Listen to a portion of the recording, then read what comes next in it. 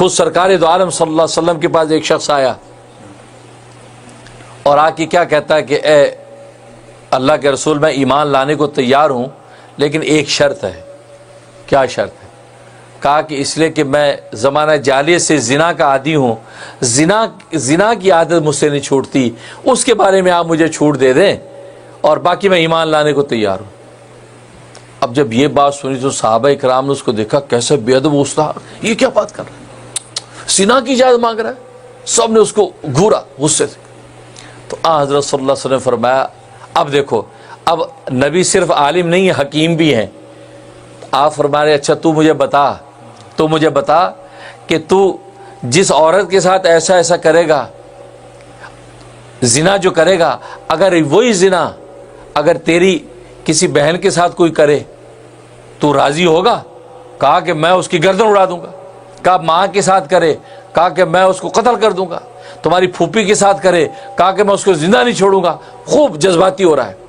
اس پر حضرت صلی اللہ علیہ وسلم فرمایا کہ جس عورت کے ساتھ تو ایسا ایسا کرے گا وہ کسی کی ماں تو ہوگی، کسی کی بہن تو ہوگی، کسی کی پھوپھی تو ہوگی، کسی کی خالہ تو ہوگی، کسی کی بہن بیٹی تو ہوگی۔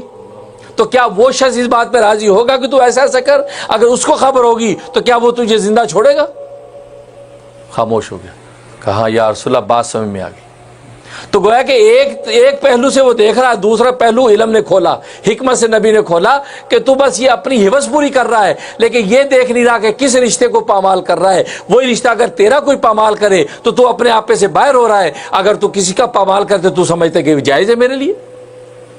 فوراً کہا کہ اللہ کے رسول، میں توبہ کرتا ہوں کہ میں ایسا نہیں کروں گا۔ نبی پاک اٹھے، آپ نے اس کے سینے پہ ہاتھ مارا، دل پہ ہاتھ مارا، فرمایا اللہ اس کے دل کو پاک کر دے، اس کے دل سے حوث و زنا کا تعفن نکال دے، اس کے دل کو پاک کر دے۔ اس کے ہاتھ مارا اور دعا دے دی۔ کہتے ایسا پاک نیک ہو گیا کہ اس کے بعد کبھی کہتے مجھے خیال ہی نہیں آیا۔ اللہ اکبر۔ اب یہ دیکھو، علم کے ساتھ حکمت ہے۔ اب نبی پاک صلی اللہ علیہ وسلم بجائے اس کے اس پر سیخبہ ہو کر اس کو وہاں سے راندہ درگاہ کر دیتے، آپ نے اس عنوان کو کتنی حکمت سے اسے سمجھا دیا اور وہ مان گیا کہ ہاں میں تیار ہوں۔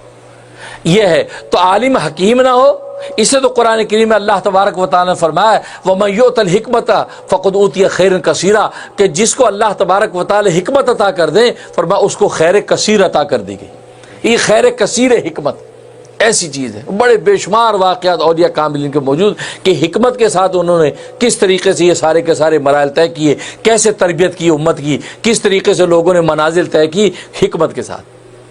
کیونکہ حکمت کے بغیر جو ہے وہ بات بھاری سے بھاری بات بھی، ہلکی سے ہلکی بات بھی اگلے کو بھاری لگتی ہے، لیکن حکمت سے کہیں تو بھاری سے بھاری بات بھی برداشت ہو جاتی ہے۔ آج کڑوی دوا کو میڈیکل سائنس کیپسول میں لپیٹ کے دے دیتی ہے، حالانکہ اس کو ویسے سفوف نکال کے چاٹے تو کڑوا ہوگا ہو سکتا ہے، لیکن وہ بس کیپسول میں ڈالا، پانی پیا نکل لیا، پتہ ہی نہیں چلا ہے۔